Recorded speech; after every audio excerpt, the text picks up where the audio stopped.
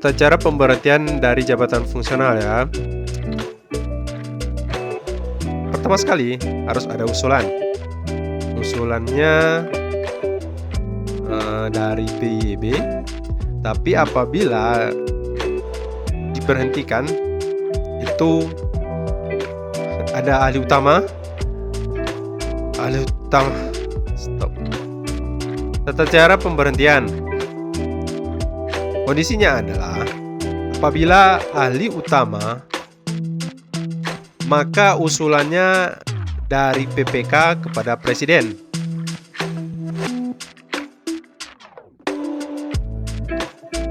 Tetapi apabila selain ahli utama, maka usulannya dari PYB kepada PPK.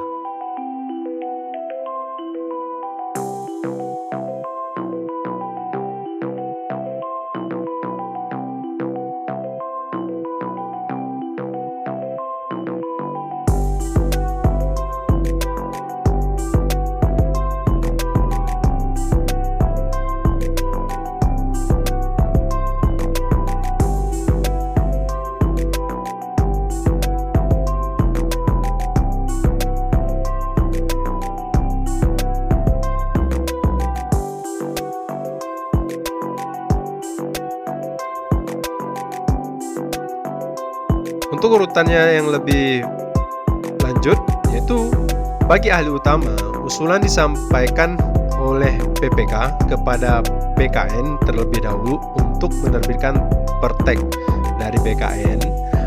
Hasil tersebut dibawa kepada Presiden untuk ditetapkan.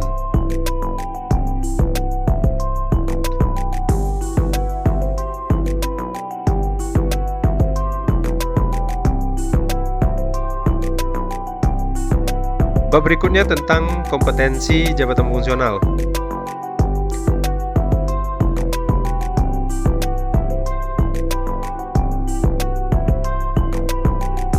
Pertama ada standar kompetensinya. Standar kompetensi ini ada kompetensi teknis, kompetensi manajerial, dan kompetensi sosial kultural. Kompetensi ini disusun sesuai dengan undang-undang. Nanti ada undang-undang yang mengatur tentang kompetensi pejabat fungsional. Memang tidak dijelaskan siapa yang akan menyusunnya, hanya disusun sesuai dengan undang-undang. Kemudian jabatan fungsional juga perlu untuk mengembangkan kompetensinya. Pengembangan kompetensi jabatan fungsional wajib untuk mengembangkan kompetensinya masing-masing.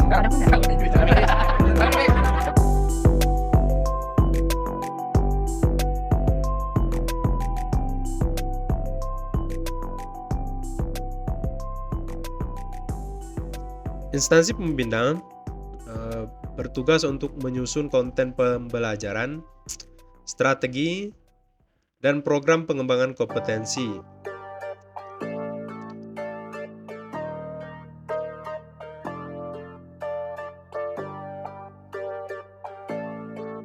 Instansi pembina juga melakukan pembinaan jabatan fungsional lainnya sesuai ketentuan peraturan perundang-undangan.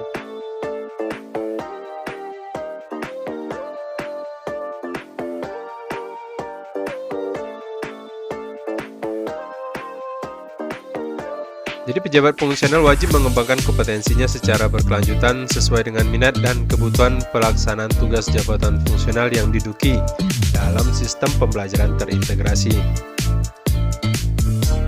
Instansi pembina yang juga tugasnya adalah menyusun konten pembelajaran, strategi, program pengembangan kompetensi lainnya.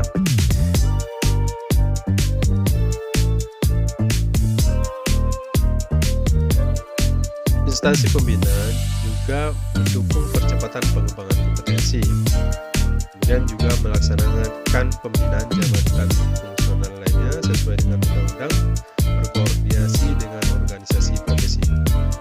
Pengembangan kompetensi juga disesuaikan dengan minat dari pejabat fungsional, karena ini lebih memotivasi seseorang untuk meningkatkan kemampuannya di dalam etis kerja maupun semangat kerjanya. Kita lanjut kepada bab ke-10 tentang instansi pembina dan tugas instansi pembina. Instansi pembina ini merupakan kementerian atau lembaga non-kementerian yang diberi tugas untuk menjadi instansi pembina jabatan fungsional. Ini disesuaikan dengan kebutuhan tugas dan fungsinya masing-masing.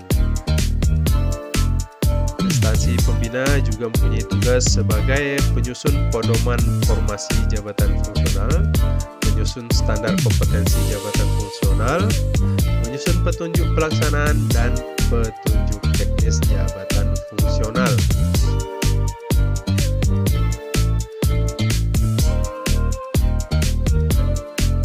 Instansi pembina tugasnya adalah salah satunya sebagai penyusun pedoman formasi jabatan fungsional, kemudian juga menyusun standar kompetensi jabatan fungsional. Jadi apa sih syarat untuk menjadi suatu jabatan fungsional? Nah, itu tugasnya ada di instansi pembina. Kemudian petunjuk pelaksanaan dan petunjuk teknis. Nah, ini bagaimana sih jabatan fungsional itu melaksanakan tugas-tugasnya. Itu yang dimaksud dengan juklak dan juknis jabatan fungsionalnya ya. Kemudian standar kualitas hasil kerja dan pedoman penilaian kualitas hasil kerja pejabat fungsional. Nah, ini juga perlu disusun oleh instansi pembina. Karena apabila tidak ada standar kualitas hasil kerja, maka kita tidak mengetahui nanti bagaimana sebenarnya jabatan fungsional ini, apakah bermanfaat terhadap organisasi atau justru malah sama seperti jabatan administrasi atau yang kita lebih kenal pada zaman ini, yaitu dengan sebutan pelaksana.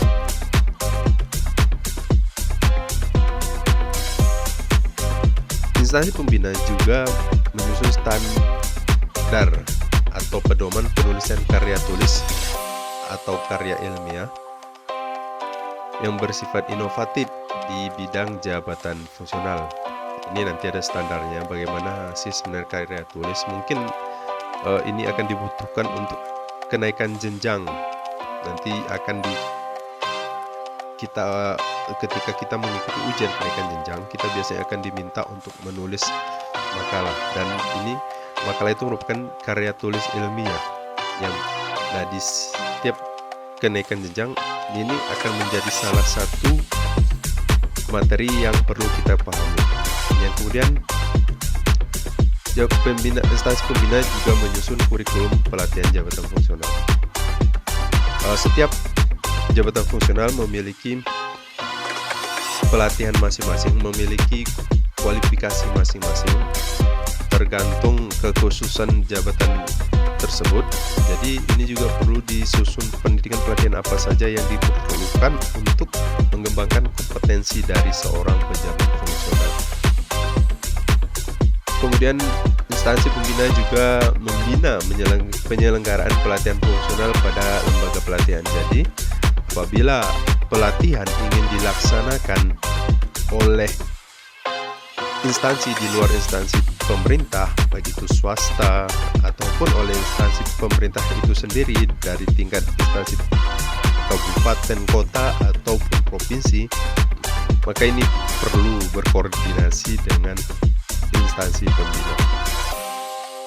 Kemudian instansi pembina juga menyelenggarakan uji kompetensi jabatan fungsional. Ini adalah uji bagaimana seseorang itu apakah memenuhi syarat untuk diangkat sebagai pejabat fungsional, atau ketika apakah seseorang itu memenuhi syarat untuk dinaikkan jenjangnya dari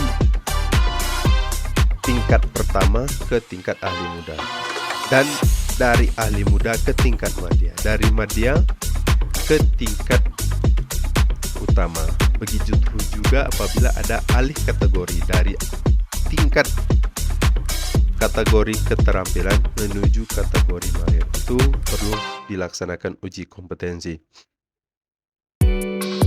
Instansi pembina juga perlu menganalisis kebutuhan pelatihan fungsional. Kemudian instansi pembina juga mengembangkan sistem informasi. Sistem informasi ini adalah sistem database pejabat fungsional atau yang lainnya. Ini untuk memudahkan menghitung berapa kebutuhan yang sudah tersedia dan berapa lagi kekurangan kebutuhan dari pejabat fungsional, kemudian di siapa yang sudah dikembangkan dan lain sebagainya. Tapi ini kita serahkan kepada instansi pembina. Jadi sebagai pegawai biasa nggak perlu pening-pening, pusing-pusing memikirkan hal ini, kecuali nanti memang benar-benar ditunjuk melaksanakan tugas pengelolaan sistem informasi jabatan fungsional, apalagi perancangan sistem informasi fungsional di tingkat instansi pembina. Kemudian instansi pembina juga memfasilitasi pelaksanaan tugas pokok jabatan fungsional, pembentukan organisasi profesi jabatan, dan kemudian yang terakhir penyusunan dan penetapan kode etik. Ini perlu juga dibantu oleh instansi pembina, meskipun tugasnya itu berada di organisasi jabatan fungsional, tapi bersifat koordinasi dan korektif. Instansi pembina juga melakukan akreditasi pelatihan fungsional dengan mengacu kepada ketentuan yang telah ditetapkan oleh lembaga administrasi negara, yaitu lembaga lain pemerintah yang berhubungan tentang pendidikan dan pelatihan dan akreditasi suatu instansi pelatihan. Kemudian juga melakukan pemantauan dan evaluasi penerapan jabatan fungsional di seluruh instansi pemerintah yang menggunakan jabatan tersebut. Kemudian juga melakukan koordinasi dengan instansi pengguna dalam rangka pembinaan karir pejabat fungsional. Instansi pembina juga menyusun informasi faktor jabatan untuk evaluasi jabatan. Itulah beberapa tugas utama dari instansi pembina.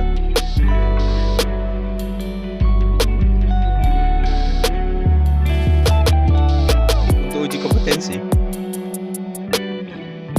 juga bisa dilaksanakan oleh instansi pengguna sesuai dengan peraturan perundang-undangan setelah mendapatkan akreditasi dari instansi pembina. Jadi kita nggak harus selalu bergantung kepada instansi pembina. Apabila memang pemerintah merasa kegiatan ini memang sungguh sangat diperlukan dan memiliki manfaat yang besar untuk peningkatan kompetensi pejabat fungsional dan dampaknya terhadap masyarakat cukup besar, ini bisa diselenggarakan tanpa harus bergantung kepada instansi pembina. Karena penyelenggaraan di instansi pembina juga membutuhkan biaya, tenaga, dan waktu yang cukup besar, apalagi bagi daerah-daerah yang memang jauh dari instansi pembina. Dari sekian banyak tugas bagi instansi pembina, ada sebagian yang dilaporkan kepada LAN dan ada yang sebagian dilaporkan kepada BKN. Nah, kita susun dulu mana yang perlu dilaporkan kepada LAN, mana yang perlu dilaporkan ke BKN. Tentu saja ini harus dilaporkan kepada Menteri sebagai pembuat aturan. Tapi lembaga pemerintah lainnya sesuai dengan pengelolaan manajemen ASN itu ada di tangan BKN. Jadi apabila hal-hal yang berurusan dengan pengelolaan dan manajemen ASN itu dilaporkan kepada LAN, tapi untuk dalam pengelolaan, pengembangan, pendidikan, pelatihan itu dilaporkan ke LAN. Kita lihat dulu mana yang perlu dilaporkan ke LAN, mana yang perlu dilakukan pelaporan ke BKN. Kita di sini untuk memudahkan karena memang lokasinya berjauhan, kegiatannya juga berbeda-beda, maka setiap warna agak abu-abu ini, kemudian tulisannya warna merah ini, itu berarti bahwa kegiatan ini perlu dilaporkan kepada LAN, Lembaga Administrasi Negara. biar lebih memudahkan kita mengetahui mana sih yang perlu dilaporkan, mana yang perlu dilapor ke BKN. Semua yang warnanya berbeda dengan itu, apakah itu warnanya pink atau orange atau peach, itu perlu dilaporkan kepada BKN. Ini tugas menganalisis kebutuhan pelatihan fungsional, ini perlu dilaporkan kepada LAN. Selanjutnya, akreditasi pelatihan fungsional perlu dilaporkan kepada LAN.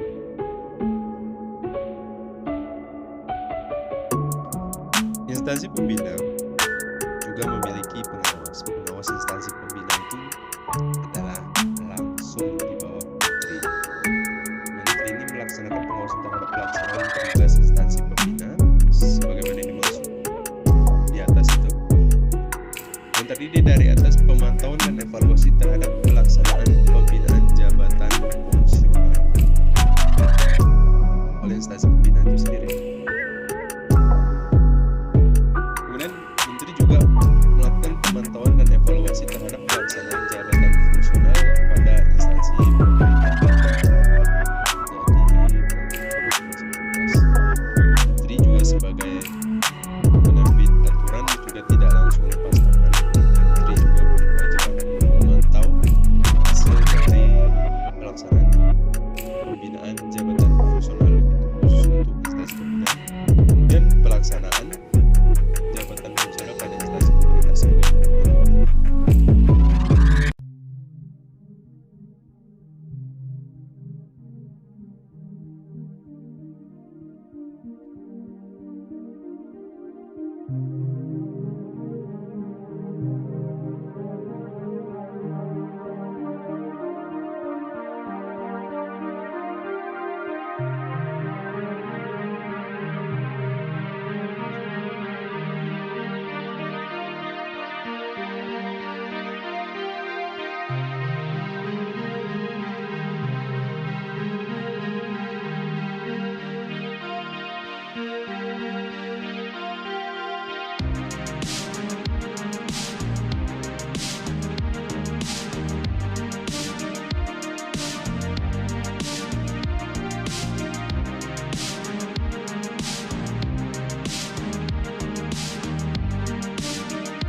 Kemudian pengawasan terhadap pelaksanaan jabatan fungsional dilaksanakan berdasarkan laporan pimpinan instansi pembina sebagaimana dimaksud di atas tersebut.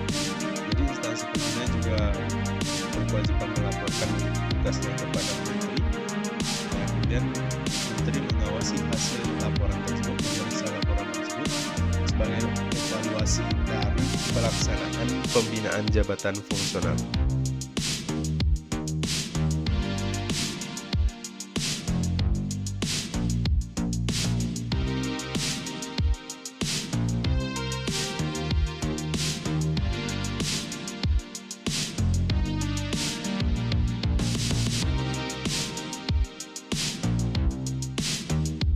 Ini memang sedikit rumit karena memang kita ketahui aturan tersebut pasal-pasal di bawah berkaitan dengan pasal-pasal yang di atas. Nah, dengan menggunakan mind map yang baik, kita bisa menyederhanakannya dan membuatnya lebih mudah untuk dibaca dan kemudian kita pahami. Ini tapi pengaturan hal-hal tersebut terkadang membutuhkan waktu yang lama. Kita harus banyak menelaah apa yang ada di dalam pasal per pasal hingga kita sederhanakan, karena memang aturannya memang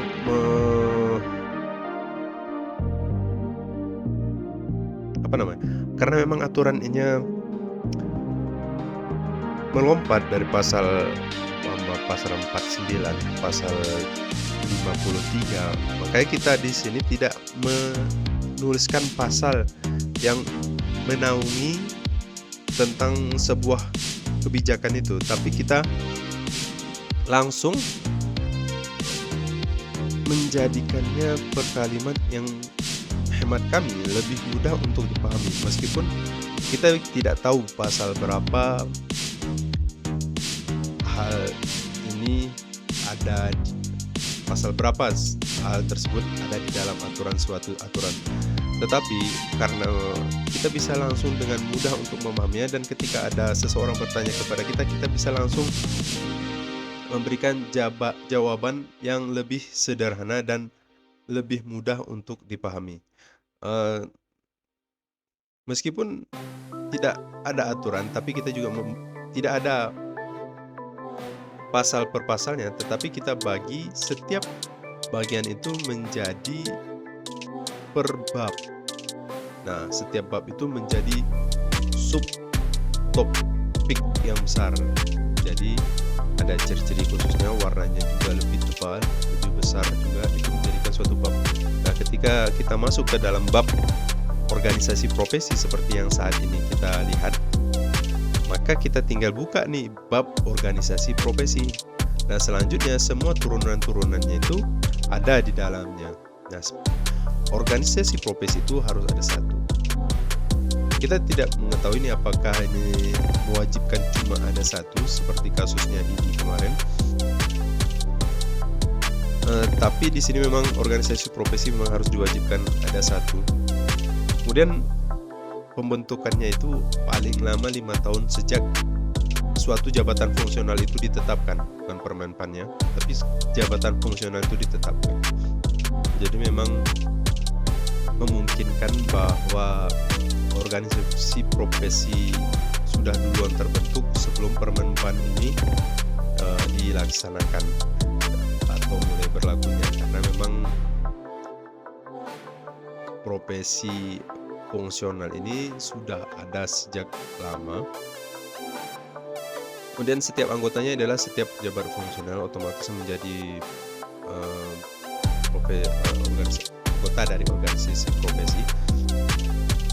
Kemudian instansi pembina tetap menjadi seorang fasilitator dari organisasi profesi. Tugasnya adalah menyusun kode etik profesi, kemudian memberikan advokasi, dan memeriksa dan memberikan rekomendasi atas pelanggaran kode etik maupun kode perilaku profesi.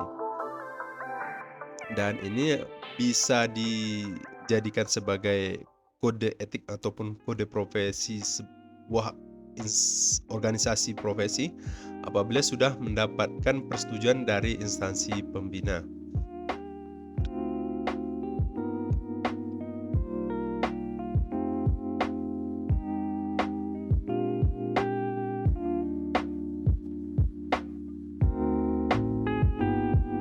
Organisasi profesi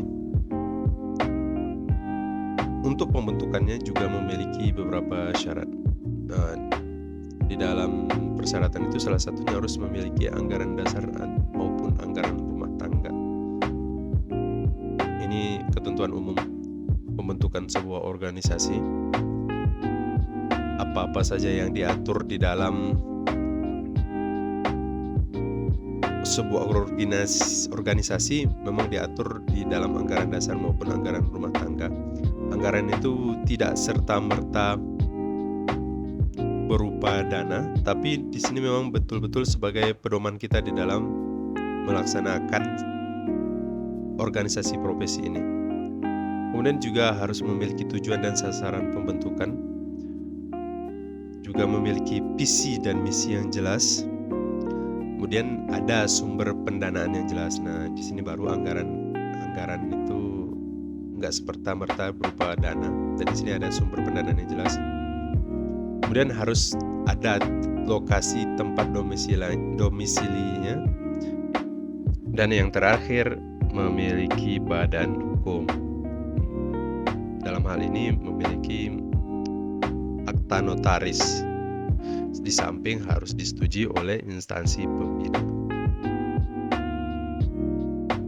Dalam hal organisasi profesi sudah terbentuk sebelum jabatan fungsional ditetapkan, organisasi profesi dapat dikukuhkan sebagai organisasi profesi jabatan fungsional dalam keputusan pimpinan instansi pembina.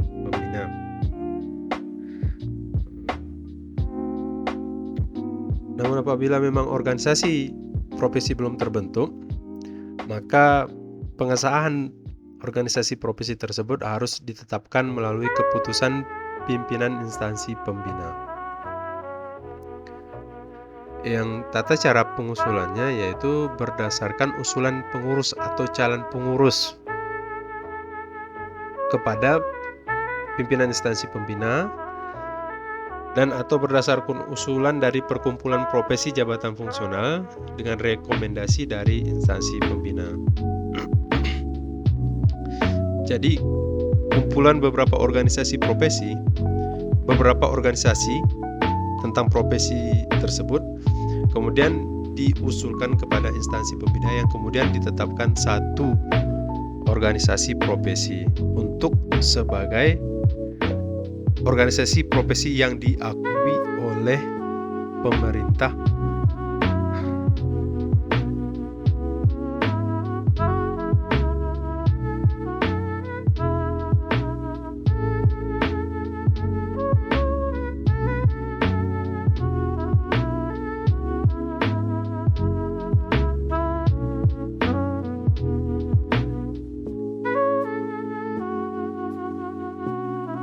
Mari kita atur biar tampilannya lebih sederhana, mulai dari proses yang paling awal hingga akhirnya ditetapkan oleh pimpinan instansi pembina.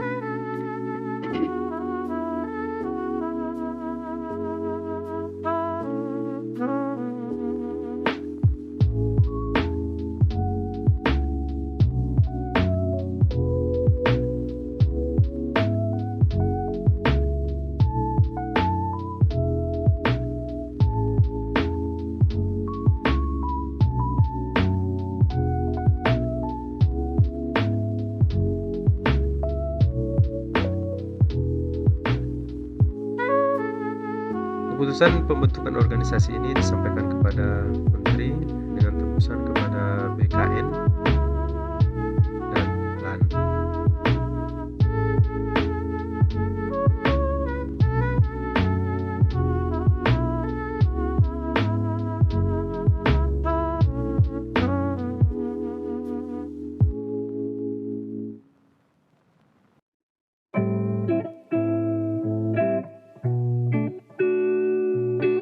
Adapun hubungan kerjasama antara instansi pembina dengan organisasi bersifat koordinatif dan fasilitatif untuk penyelenggaraan tugas dan fungsi pembinaan jabatan fungsional. Tapi dalam pelaksanaan hubungan kerja ini, instansi pembina dapat memberikan fasilitasi dalam penyusunan dan persetujuan dalam penetapan kode etik dan kode perilaku jabatan fungsional. Instansi pembina perlu membantu, bisa juga membantu sebagai fasilitator. Dan kita ketahui juga di aturan di atas, kode profesi dan kode etik ini juga perlu ditetapkan oleh instansi, disetujui oleh instansi pembina. Kemudian menjalin kerjasama dengan organisasi profesi sebagai mitra dalam penegakan kode etik profesi, penyusunan standar kompetensi profesi, penyelenggaraan uji kompetensi dan sertifikasi kompetensi, penyelenggaraan uji kompetensi dan sertifikasi kompetensi, pemberian advokasi dan pengembangan profesi, serta pengembangan ilmu pengetahuan, metode, dan inovasi profesi. Dan juga selanjutnya memberikan dukungan kepada organisasi profesi sepanjang rencana kegiatannya mendorong peningkatan profesionalitas, memberikan advokasi dan penegakan kode etik jabatan fungsional. Dan yang terakhir itu melakukan pemantauan dan evaluasi terhadap pelaksanaan tugas organisasi profesi dalam pembinaan dan peningkatan profesionalitas jabatan fungsional.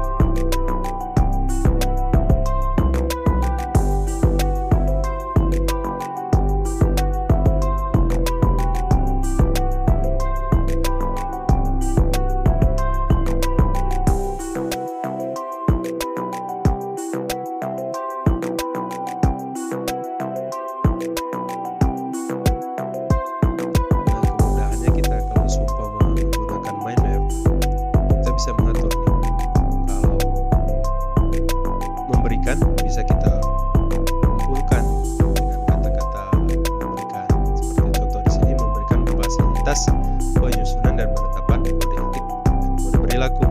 Kemudian juga memberikan dukungan sepanjang rencana kegiatan itu mendorong peningkatan profesionalitas, memberikan advokasi,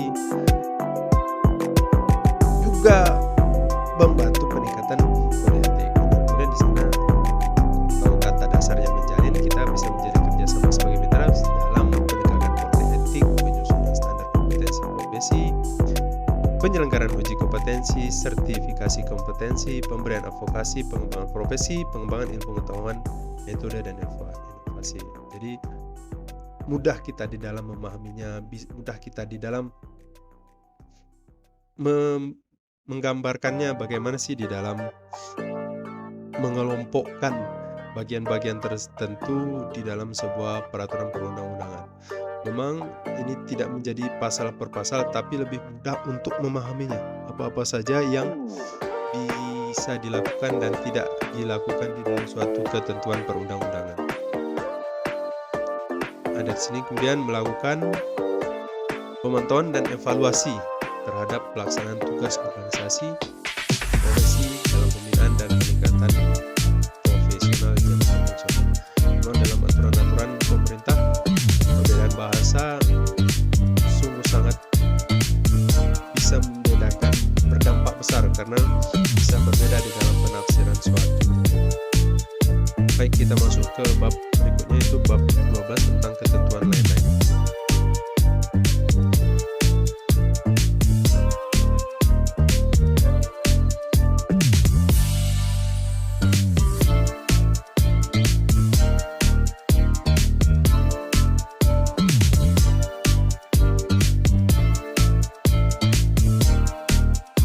Ketentuan lain-lain saat peraturan ini berlaku, yaitu pejabat fungsional yang diangkat melalui penyetaraan jabatan pada instansi pemerintah pada tanggal 1 Januari 2022 sampai dengan 31 Mei 2022, yang diangkatnya dalam rentang itu ya, Januari sampai dengan Mei. Berdasarkan Peraturan Menteri Pendayagunaan Aparatur Negara dan Reformasi Birokrasi Nomor 28 Tahun 2019 tentang penyetaraan jabatan administrasi ke dalam jabatan fungsional, dan Peraturan Menteri Pendayagunaan Aparatur Negara dan Reformasi Birokrasi Nomor 17 Tahun 2021 tentang penyetaraan administrasi ke dalam jabatan fungsional yang akan naik pangkat.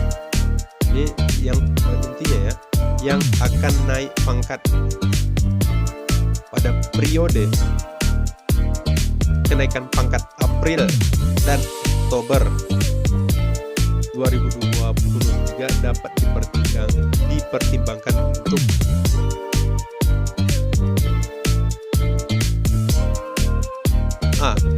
kenaikan pangkat reguler 1 kali pada pangkat puncak dalam jabatan administrasinya.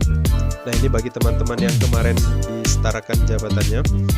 Ini misal teman-teman ini kasih kepala seksi suatu instansi pemerintah, di mana kita ketahui kepala seksi ini persyaratan jabatannya adalah golongan 3C, dan pangkat puncak di dalam jabatan kasih untuk kepala seksi adalah 3D. Nah, seandainya teman-teman memang masih di dalam golongan 3C, maka diberi kesempatan untuk naik golongan ke 3D menggunakan perhitungan reguler, bukan menggunakan perhitungan angka kredit. Jadi angka kreditnya masih diabaikan, tapi apabila memang sudah sampai 4 tahun di golongan 4C, karena disetarakan jabatannya, akhirnya sekarang diangkat sebagai, diperbolehkan untuk diangkat dikenaikan golongan 1 kali lagi, jadi pangkat puncak. Kemudian selain itu juga diberikan kenaikan pangkat karena penyesuaian pendidikan sesuai dengan ketentuan peraturan perundang-undangan. Jadi apabila memang sudah mungkin dalam jabatan eselon yang bawah, di bawah yang 5, penyesuaian pendidikan seperti doktoral mungkin dari 3B ke 3C. Nah, ini juga bisa disesuaikan. Nah, dalam hal pejabat fungsional ini tidak naik pangkat April atau Oktober 2023, maka kenaikan pangkatnya atau kenaikan jenjangnya itu sesuai dengan angka kredit. Nah, sudah diberikan ya berapa persen angka kreditnya berdasarkan pengalamannya lamanya di dalam suatu golongan tertentu ketika akan disetarakan jabatannya.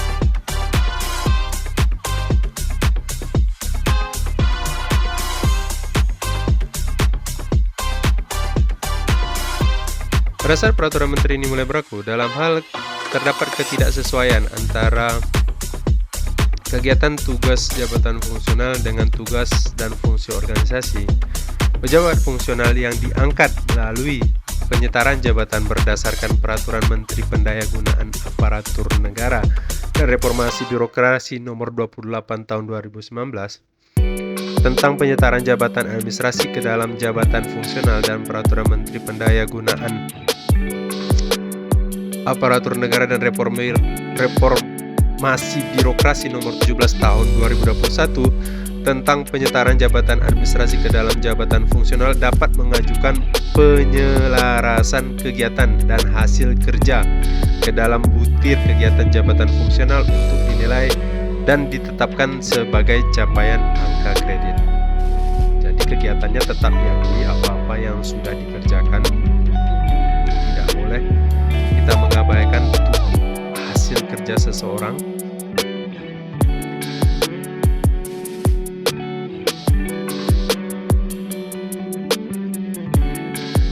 Hal-hal perbedaan kegiatan, butir-butir kegiatan antara tugas dan juga tupoksinya itu perlu diselaraskan, dan penyelarasan sebagaimana dimaksud itu dilakukan oleh tim penilai angka kredit dengan mempertimbangkan persetujuan pejabat penilai kinerja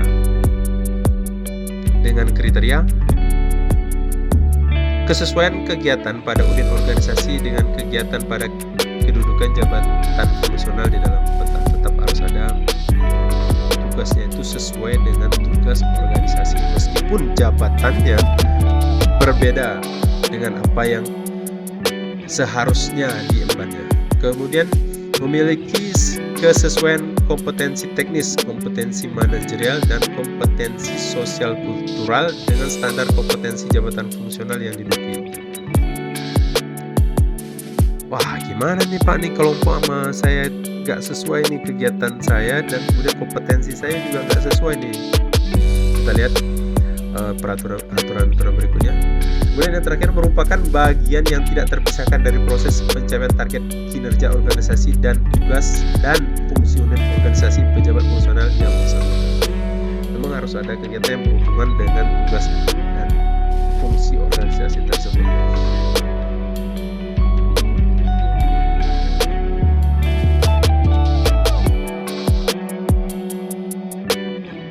jawaban kepada teman-teman yang tadi yang belum sesuai jabatannya, tugasnya, kompetensinya juga belum sesuai, karena memang saat penyetaran jabatan itu memang belum melihat kompetensinya, tapi dilihat berdasarkan jabatannya. Ini memang perlu banyak pertimbangan berikutnya, dan salah satu pertimbangan berikutnya itu penyesuaian kembali jabatan yang diduduki oleh pejabat fungsional. Instansi pemerintah dapat melakukan koordinasi dengan instansi pembina dalam melakukan penyelarasan kegiatan jabatan fungsional. Dan ketentuan lebih lanjut mengenai tata cara penyelarasan kegiatan dan hasil kerja jabatan fungsional dalam politik kegiatan jabatan fungsional sebagaimana dimaksud pada sebelumnya diatur dengan peraturan lembaga pemerintah non-kementerian yang diberi kewenangan melakukan pembinaan dan penyelenggaraan manajemen ASN secara nasional. Ini secara singkatnya adalah BKN. Ya. Ini BKN, tapi nggak disebutkan secara gamblang bahwa ini merupakan tugasnya BKN, tapi ini benar-benar tugas dari BKN ini.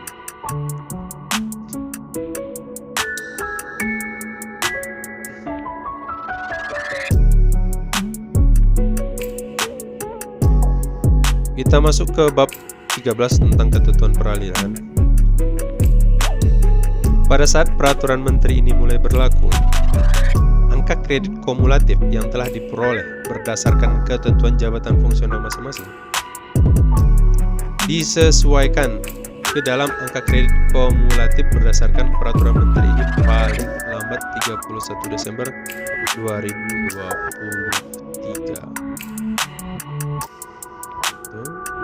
Disesuaikan dengan kreditnya.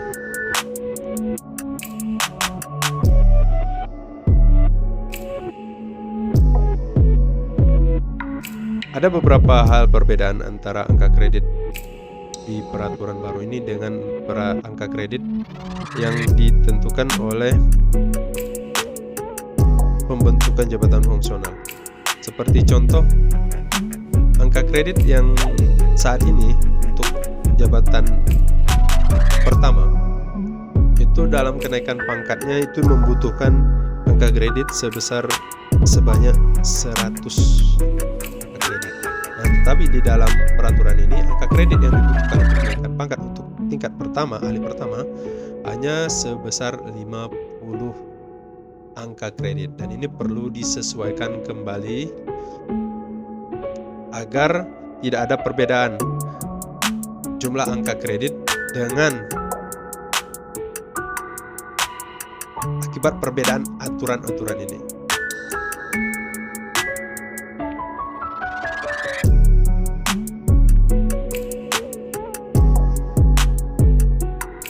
Hasil kerja pejabat fungsional yang dilaksanakan sampai dengan 31 Desember 2022 tetap dinilai angka kreditnya berdasarkan peraturan menteri yang mengatur mengenai jabatan fungsional masing-masing.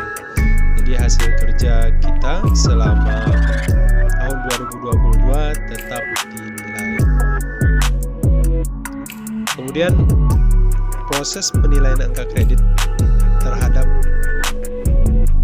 hasil kerja sebagaimana yang dimaksud yang tadi itu dilaksanakan paling lambat 30 Juni 2023 karena 1 Juli peraturan ini sudah mulai berlaku dan penilaian angka kredit tahun ini sudah berdasarkan peraturan pada Permenpan nomor 1 tahun 2023 ini.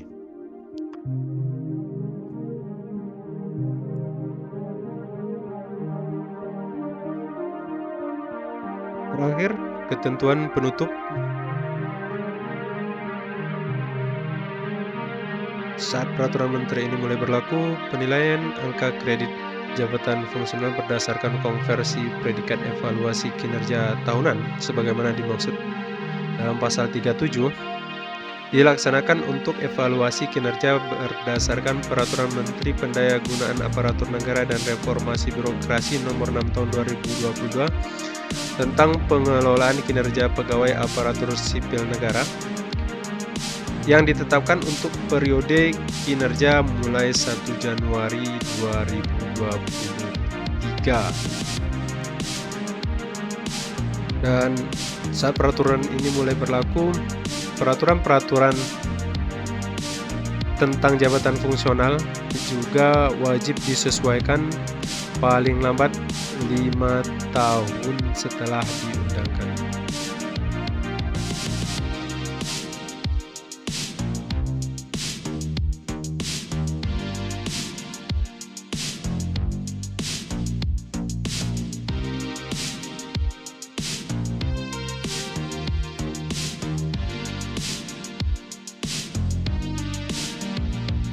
Kemudian untuk peraturan pelaksananya masih berlaku selama tidak bertentangan dan belum dirubah.